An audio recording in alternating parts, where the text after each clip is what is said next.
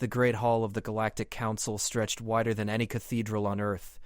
Crystal pillars rose toward a ceiling that displayed the stars themselves, each point of light representing a world that bowed to the authority of this chamber. Today, 12 alien rulers sat in their designated thrones, arranged in a perfect circle around the negotiation floor. Their advisors whispered behind them. Their guards stood at attention. Everything waited. Victoria Hayes walked through the main entrance, and the whispering stopped. She wore the simple dark blue uniform of Earth's diplomatic corps, no weapons visible, her brown hair pulled back in a practical style. She carried only a data tablet. Yet the moment her boots clicked against the polished floor, King Vexthor of the Xanthir Empire straightened in his throne. His scales, normally a proud crimson, paled to pink. Queen Silvara of the Krill Collective made a sharp gesture. Her 6 arms moved in perfect synchronization, signaling her guards to lower their weapons. They hadn't even raised them yet. Ambassador Helen Carter walked 3 steps behind Victoria as protocol demanded. She had served Earth for 40 years and had seen many reactions to human negotiators. But nothing quite matched what happened when Victoria entered her room. The older woman allowed herself a small smile. Commander Jake Morrison flanked Victoria's right side, his hand resting near his sidearm. He had known Victoria since they were children in the academy. He had seen her cry exactly once, laugh 1,000 times, and negotiate treaties that would have made veteran diplomats weep. He also knew that behind her calm expression she was cataloging every micro-expression, every nervous twitch, every tell that these alien rulers displayed. "Honored members of the Council," Victoria said, her voice carrying clearly through the vast chamber. "Thank you for inviting Earth to mediate your dispute." Chancellor Mordek of the Vorian Confederacy managed a stiff nod. "Princess Victoria, we appreciate humanity's intervention." She had asked them 100 times not to call her princess. Her father was Admiral Daniel Hayes, not royalty. But the title had stuck after the Treaty of Andromeda 3 years ago. That negotiation had nearly collapsed when Victoria uncovered that all 3 warring parties were being manipulated by weapons manufacturers. She had threatened to pull Earth entirely from the mediation and publish everything she had learned. The treaty was signed within 6 hours. The alien governments had been terrified of human diplomats ever since. "Let us begin," Victoria said, taking her place at the center of the circle. "The dispute concerns mining rights in Sector 7 of the Outer Rim. The Xanthir claim historical precedent. The Krill claim current occupation. The Vorians claim purchase rights. Do I have that correct?" All 3 leaders confirmed with varying degrees of reluctance. Victoria activated her tablet. "I have reviewed all submitted documentation. I have also conducted independent research. Before we proceed, I have questions." King Vexthor shifted uncomfortably. Questions from Victoria Hayes were never simple. She looked at him first. "Your Majesty, the historical documents you submitted are dated to the year 2298 by Earth's calendar. However, your empire did not possess faster-than-light travel until 2301. How did you establish a mining operation 3 years before you could reach it?" The king's scales flushed darker. His advisors erupted in frantic whispering. Victoria turned to Queen Silvera. "Your Majesty, you claim current occupation. Yet my scans show no cryo settlements, no mining equipment, no biological signatures of your species within 10 light-years of the disputed sector. Could you clarify what you mean by occupation?" The Queen's multiple eyes blinked in sequence, a sign of distress among her people. Finally, Victoria faced Chancellor Mordek. "Chancellor, you submitted purchase documents showing the Vorian Confederacy bought mining rights from the Talaxian Commonwealth. The Talaxians were rendered extinct by a plague in 2330. These documents are dated 2335. Who signed them?" The Chancellor stood abruptly. "Are you calling the Vorian Confederacy liars?" "I am calling these documents questionable," Victoria replied calmly. "I am calling this entire dispute suspicious." 3 major powers suddenly interested in a relatively minor asteroid field? An asteroid field that independent surveys show contains moderate amounts of standard metals, nothing exceptional? This does not make strategic sense. Jake watched the alien rulers carefully. His hand moved closer to his weapon. When Victoria started pulling threads, things sometimes got dangerous. "Unless," Victoria continued, "the dispute itself is the point. Unless someone benefits from 3 major powers being locked in a minor territorial argument, too distracted to notice something else." The doors at the far end of the chamber opened. Every head turned. A figure walked in, flanked by 2 guards. He was humanoid, roughly 7 feet tall, with silver skin that caught the light like mercury. He wore robes of deep green and moved with the confidence of someone who had never learned to fear. "I apologize for my tardiness," the figure said, his voice warm and clear. "I am King Aldrich of Taraxia. I was not invited to this council, but I have information relevant to these proceedings." The chamber exploded in protest. King Vextor roared in his own language. Queen Silvara's guards raised their weapons. Chancellor Mordek demanded security, remove the intruder. Victoria raised one hand, and somehow the chaos settled. "Let him speak," she said. Aldrich walked directly toward her, which made half the guards in the room tense, but he stopped at a respectful distance and offered a bow. Not the deep, fearful bow the other rulers gave, a bow of equals showing mutual respect. "Princess Victoria," he said, "I have heard many stories about you. They say you see through lies like glass. They say you fear nothing and no one fears you more. I hope the stories are only half true." Victoria studied him. "Which half do you hope for?" "I hope you truly can see through lies," Aldrich replied, "because I have proof that this entire dispute is manufactured. And I hope that you are not as terrifying as they say, because I need your help to expose it." For the first time in years, someone had surprised Victoria Hayes. She smiled. The chamber remained silent for 3 full seconds. Then everyone started shouting at once. King Vextor slammed his clawed fist against his throne. "This is outrageous. Taraxia has no standing here." Queen Silvara's translator struggled to keep up with her rapid speech. "The Taraxians barely achieved spaceflight 5 years ago.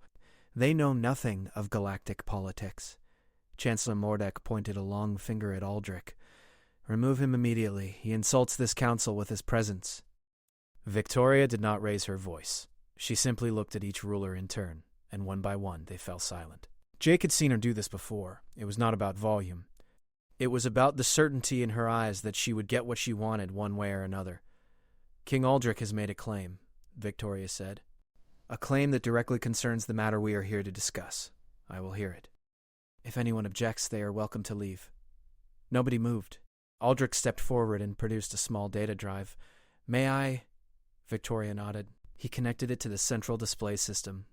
Holographic images filled the air above them. Financial records, communication logs, shipping manifests, all marked with the logo of a corporation called the Nexus Syndicate. 3 months ago," Aldrich began, "Taraxia intercepted a coded transmission passing through our space.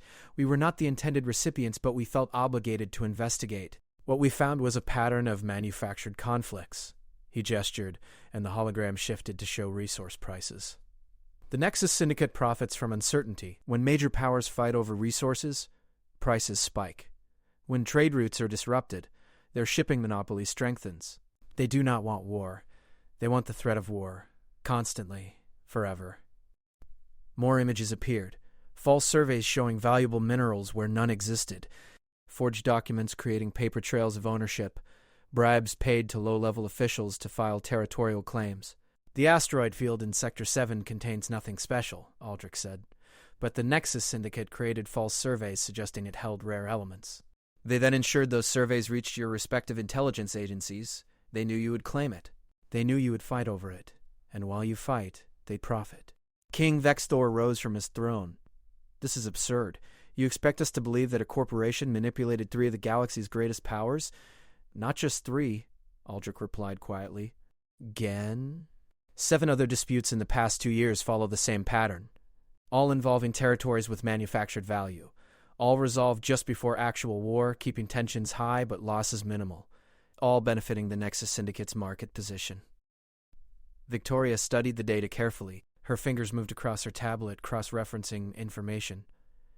Jake watched her eyes narrow slightly. That meant she had found something. "These communication logs," Victoria said. "They showed direct contact between Nexus Syndicate executives and officials in each of your governments." The 3 rulers exchanged glances. "Low-level officials," Queen Silvara said quickly. "Not sanctioned by our administrations." "Of course," Victoria said, but her tone suggested she did not believe it. She turned to Aldrich. "Why bring this to us? Why not simply report it through standard channels?" Aldrich met her gaze directly. "Because standard channels are compromised, because the Nexus Syndicate has influence everywhere, because I heard that you, Princess Victoria, cannot be bought, cannot be threatened, and cannot be fooled. I need someone like that." "You heard I was terrifying," Victoria said. I heard you were effective, Aldrich corrected. Terrifying is just what people call women who refuse to lose. Jake covered a smile. He liked this alien king already. Victoria examined the data for another minute. The room waited. Finally, she looked up. King Aldrich's evidence is substantial and credible, she announced. This council cannot proceed with mediation over Sector 7 until we investigate these claims. I recommend we form a joint task force to examine the Nexus Syndicate's activities. Absolutely not, Chancellor Mordek said. We will not let humanity dictate our response to some upstart kingdom's conspiracy theories. Then I withdraw Earth's mediation, Victoria said simply. Without a neutral party, you three will have to negotiate directly. Given your current trust levels, I estimate you will be at war within a month. The Nexus Syndicate will be delighted. King Vexthor growled low in his throat. You are manipulating us. I am presenting facts, Victoria replied. You asked for Earth's help because we are known for honesty. I am being honest. This dispute is manufactured. You can investigate it, or you can be puppets. Your choice. The three rulers conversed with their advisors. The whispered arguments filled the chamber with a sound like rushing water. Victoria stood calmly, waiting. Aldrich remained nearby, and Jake noticed the young king watching Victoria with something like admiration. After 10 minutes, the rulers returned their attention to the center. We agree to an investigation, Queen Silvara said reluctantly, but it will be conducted by our own people. Unacceptable, Victoria said. If your governments are compromised, your investigators cannot be trusted. The task force will be led by Earth and Taraxia, with observer status for any council member who wishes to participate. Earth and Taraxia? King Vexthor's laugh was bitter. 2 humans and some silver-skinned children playing at politics? Yes, Victoria said. Exactly that. Because we are the only ones in this room who have nothing to gain from the Nexus Syndicate's schemes. More arguing followed, but Victoria had already won. Jake could see it in the way the rulers avoided meeting her eyes. Within an hour, the terms were set. Victoria and Aldrich would lead an investigation, with full authority to examine records and question officials. As the council adjourned, Aldrich approached Victoria again. Thank you, he said. I was not certain you would believe me. I did not believe you, Victoria replied. I verified your data independently while you were speaking. Everything checked out. Aldrich smiled. They say you trust no one. I trust evidence, Victoria said. People are unreliable. Even me? Victoria looked at him for a long moment. You walked into a room full of people who hate surprises and announced an inconvenient truth. Either you are very brave or very foolish. Can I be both? Aldrich asked. For the first time that day, Victoria laughed. It was a small sound, quickly controlled but genuine. Yes, she said. You probably can. 3 weeks into the investigation, Victoria sat in her quarters aboard the human vessel Valiant and reviewed the latest reports. The evidence against the Nexus Syndicate grew stronger every day. Financial trails led to shell companies. Shell companies led to government officials. Government officials led back to the Syndicate. It was a perfect circle of corruption. A message notification appeared on her screen. It was from Aldrich, marked personal rather than official. She opened it. His face appeared in holographic form, looking tired but pleased. Victoria, he said, I wanted to share something with you. Not as investigators, but as people who might be becoming friends. He turned the camera to show a view from his palace on Taraxia. Twin moons hung in a purple sky above mountains that glowed faintly with bioluminescent plants. It was beautiful in a way that Earth's landscapes were not. On Taraxia, we have a saying, Aldrich continued. The truth is heavy, but lies way more.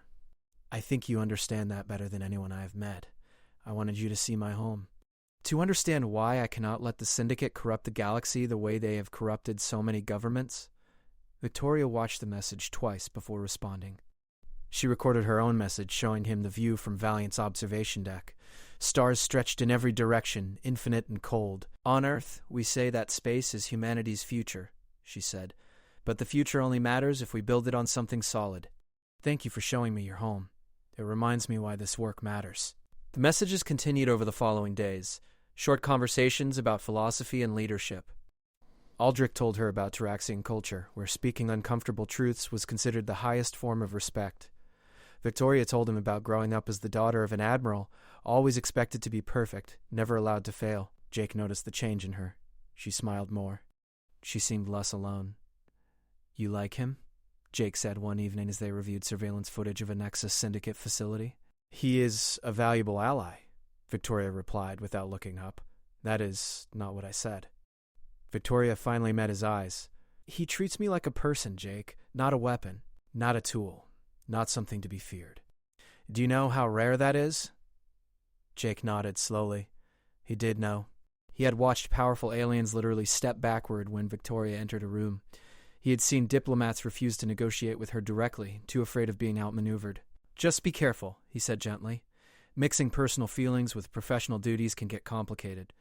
Everything is already complicated, Victoria said. The next day, their investigation uncovered something bigger. Marcus Webb, an intelligence officer on loan from Earth's Security Division, brought them encrypted files he had pulled from a Nexus Syndicate data center. You need to see this, Marcus said, spreading holographic documents across the briefing table. Victoria and Aldrich examined them together. The files showed a planned retaliation. The Syndicate knew their scheme had been exposed. They were preparing to make examples of both Earth and Taraxia. Economic sanctions first, Aldrich read aloud. Then trade embargoes. If that fails, they suggest funding pirate raids against our shipping lanes. They have enough influence to do this, Victoria said grimly. Half the Galactic Council is in their pocket. A secure communication came through from Taraxia. Aldrich answered it privately, but Victoria could see his expression through the glass of the communication room. Whatever news he received, it was bad. When he emerged, his silver skin had dulled to gray. My advisors tell me that 6 alien governments have filed formal complaints against Taraxia, he said. They claim we are spreading false information to destabilize galactic trade. They are demanding I dissolve our alliance with Earth and issue a public apology. Will you?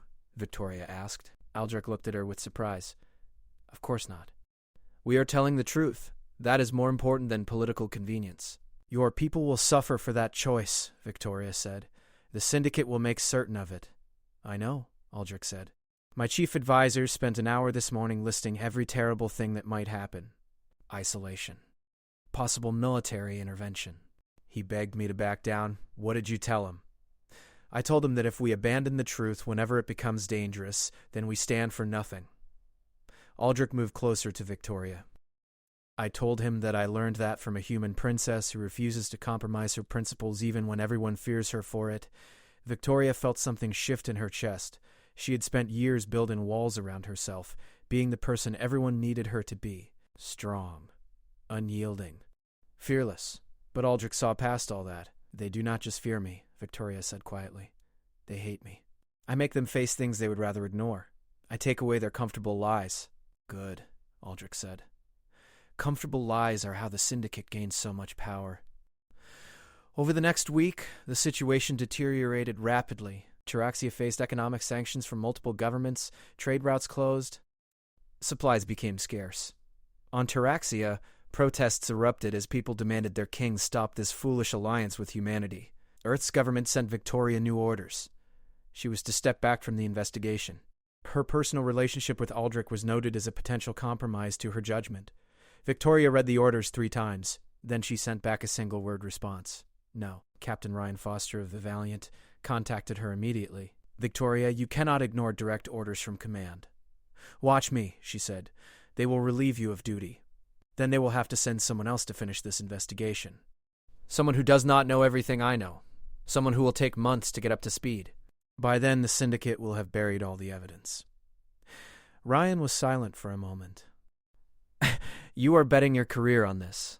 I am betting my career on doing what is right, Victoria corrected. The news reached Aldrich within hours. He contacted her immediately, his face appearing on her screen with concern written in every line. You should not sacrifice your position for this, he said. For me. I am not doing it for you, Victoria replied. I am doing it because someone needs to stand against the Syndicate. Because if we back down now, we tell every corrupt organization in the galaxy that pressure works, that fear works. You are not afraid of them, Aldrich observed. I am terrified, Victoria admitted.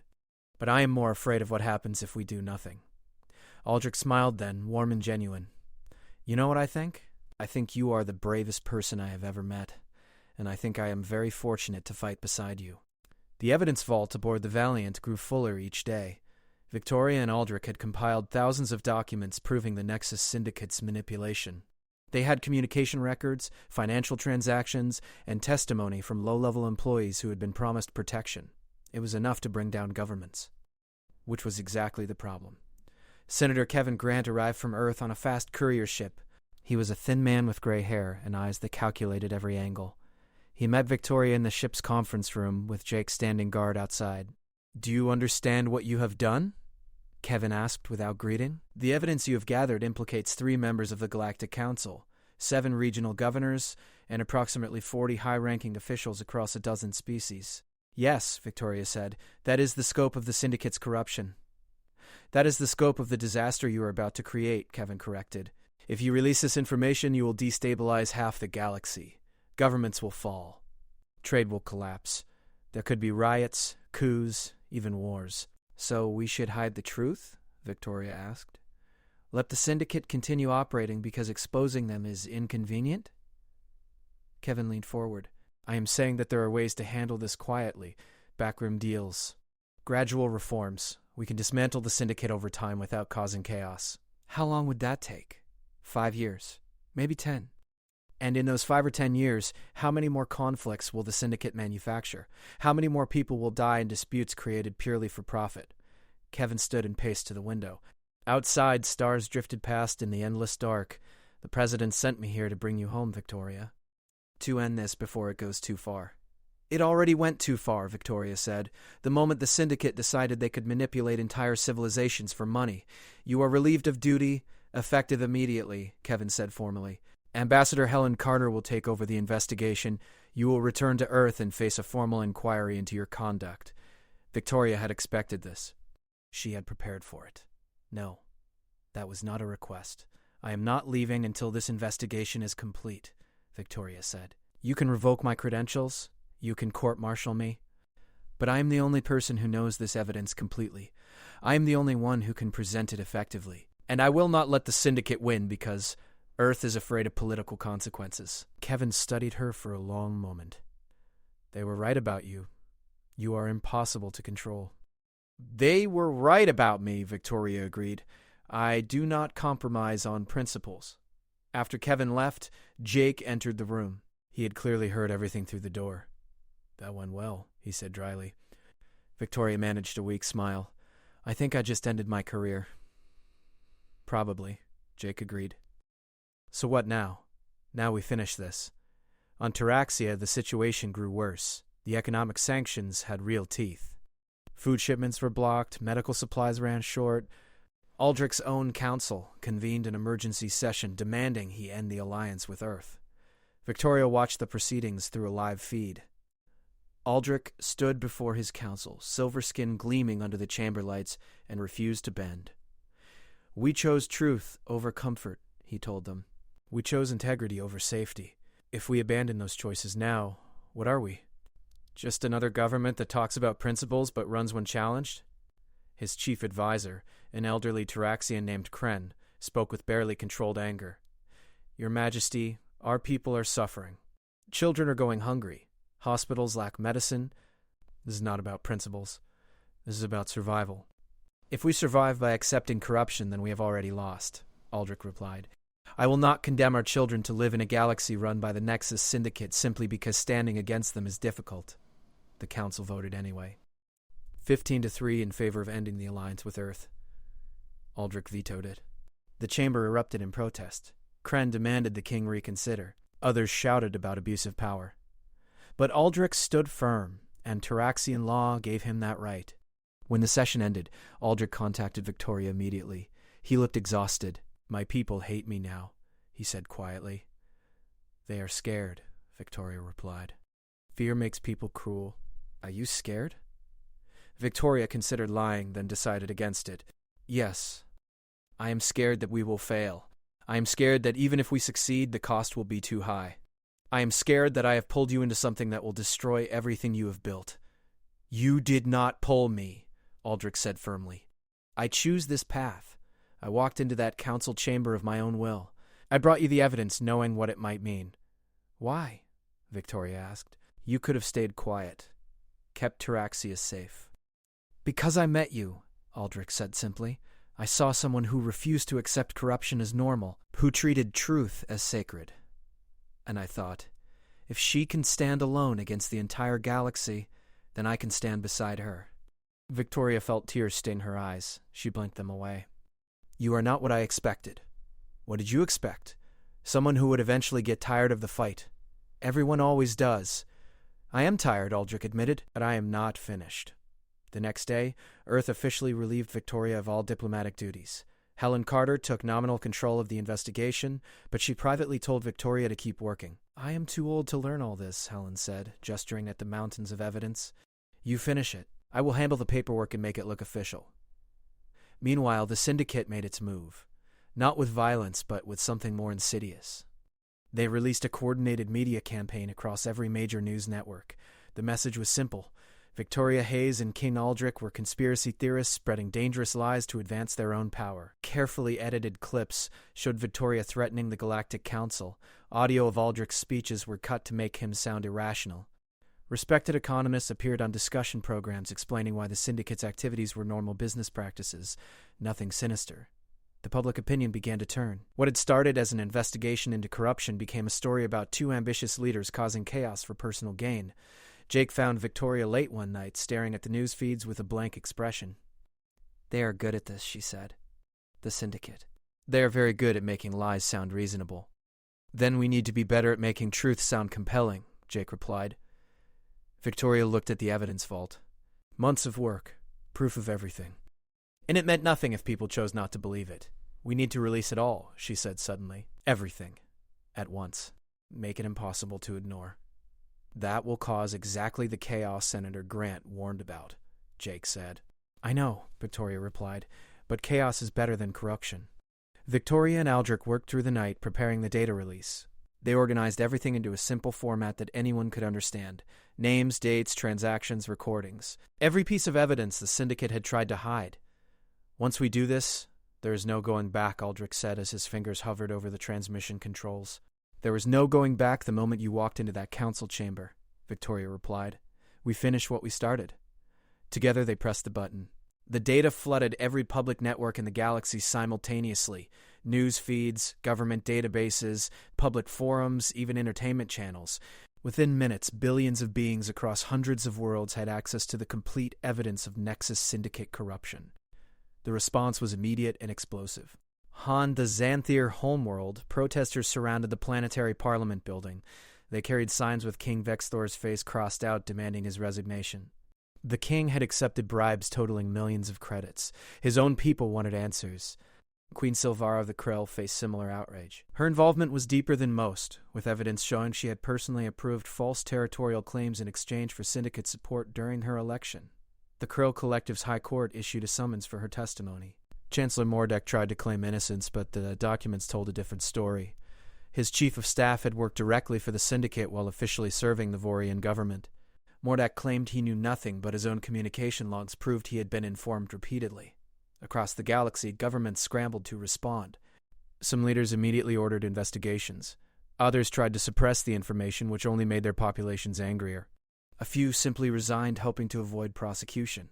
The Nexus Syndicate itself went silent. Their public relations network, so effective at spreading lies, had no response to documented truth. Their executives went into hiding. Their stock value collapsed within hours. On Earth, Senator Kevin Grant contacted Victoria one final time. You have created chaos, he said. His voice sounded weary rather than angry. Exactly what I warned you would happen. Yes, Victoria agreed, but it is honest chaos. Not manufactured stability built on corruption. 12 governments are in crisis. The Galactic Trade Commission has suspended operations. There are riots on 40 planets, and in 6 months we will have new governments, Victoria said. Ones that were not bought by the syndicate. The Trade Commission will reform with transparency rules. The riots will calm when people see that change is actually happening. Kevin was quiet for a moment. The president wants to court-martial you. I expected that. I convinced her not to, Kevin continued. I told her that history would not judge kindly a government that punished someone for exposing corruption. Reluctantly, she agreed. You are reinstated with full honors. Victoria felt surprise wash over her. Why would you do that? Because you were right, Kevin said simply. I wanted the easy path. The safe path. You chose the right path. Sometimes those are not the same thing. On Taraxia. Aldrich faced his own reckoning. His council convened again, this time with very different energy. The public had seen the evidence. They understood now why their king had risked everything. Support poured in from ordinary Taraxians who had watched their leader stand firm when others would have bent. Kren, his chief advisor, approached Aldrich with his head bowed. "Your Majesty, I owe you an apology," the old Taraxian said. "I counseled you to abandon your principles. I thought I was being wise. I was only being afraid." "Fear is not shameful," Aldrich replied gently, "but we cannot let it make our decisions." Within a week, the Galactic Council dissolved itself. Too many members were implicated in the syndicate's schemes. The institution had lost all credibility. But from that collapse came something new. A constitutional convention assembled, with representatives from every major civilization. They drafted new agreements, new oversight systems, new transparency requirements. Humanity offered its administrative systems as a model, systems built on checks and balances. Taraxia contributed cultural practices around truth-telling and accountability. Victoria and Aldrich attended the convention as honored guests. They walked through halls where weeks earlier they had been villains in carefully crafted syndicate propaganda.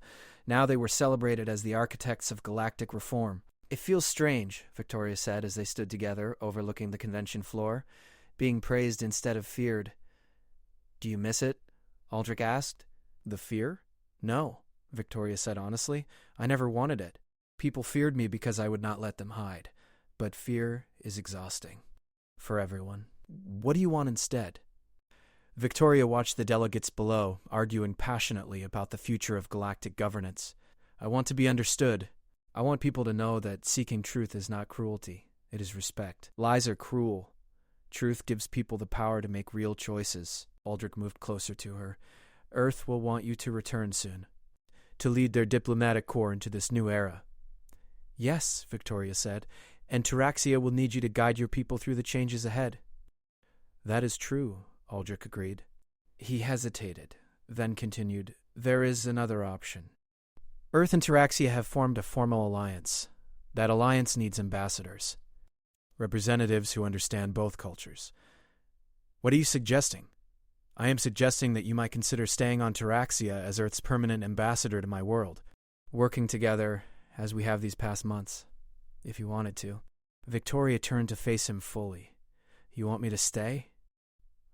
"I want a lot of things," Aldrich said carefully. "I want someone beside me who values truth as much as I do, who sees through pretense, who makes me braver than I am alone. If that person happens to be you, then yes, I very much want you to stay." Victoria smiled. It was not her diplomat smile, practiced and controlled. It was genuine, reaching her eyes. "I spent my whole career being the person everyone feared," she said. "The weapon. The threat. The princess who made kings tremble. And then you walked into that council chamber and treated me like an equal. Like someone worth knowing, not just avoiding." "You are worth knowing," Aldrich said softly. "Ask me again," Victoria said. "Properly this time." Aldrich took her hand. His silver skin was warm against her fingers. "Victoria Hayes, will you stay on Taraxia as Earth's ambassador? Will you help me build something better than what came before? Will you stand beside me, not behind or in front, but beside, as we figure out what this galaxy becomes?" "Yes," Victoria said without hesitation. Months later, Jake stood with Helen in the observation deck of a transport ship, watching Taraxia grow larger in the viewport.